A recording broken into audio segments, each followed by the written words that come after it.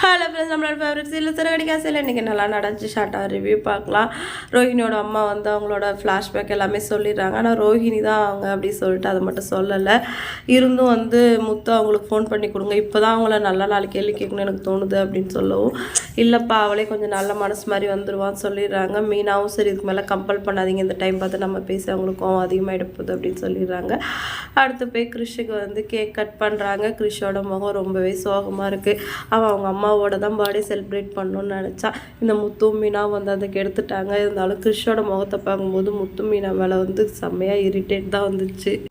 நமக்கு எவ்வளோ தெரிஞ்சவங்களாக இருந்தாலுமே அவங்களோட பர்சனல் விஷயத்தில் ஒரு அளவுக்கு மேலே போய் மூக்க நுழைக்கிறது வந்து தப்பு. ஆனால் இது முத்து மீனாவும் இவங்க விஷயத்தில் வந்து அடிக்கடி பண்ணிக்கிட்டே தான் இருக்காங்க.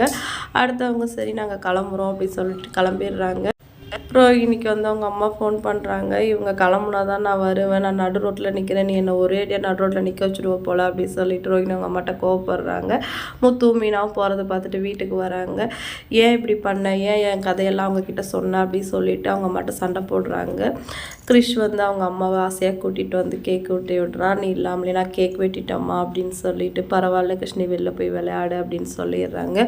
நீ இனிமேல் அவங்க இந்த வீட்டுக்கு வந்தால் நீ அவங்க மூஞ்சில் அடித்த மாதிரி பேசி அனுப்புறதெல்லாம் அவங்க இனிமேல் இங்கே வரணும்னு நினைக்கவே கூடாது அப்படின்னு சொல்லிட்டு ரோஹிணி அவங்க அம்மாட்ட சண்டை போடுறாங்க.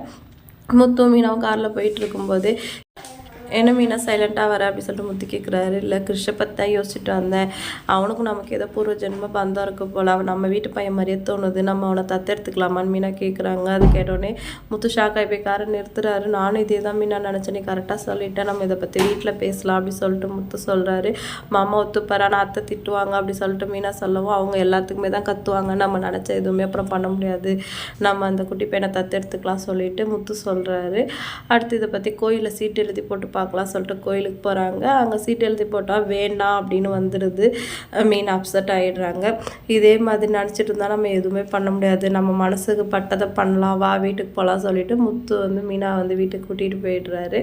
இன்றைக்கி எபிசோடு தான் முடிஞ்சிச்சு. வீடியோ பிடிச்சா லைக் பண்ணிக்கோங்க. இன்னொரு வீடியோவில் நம்ம வெயிட் பண்ணலாம். டாட்டா பாய்.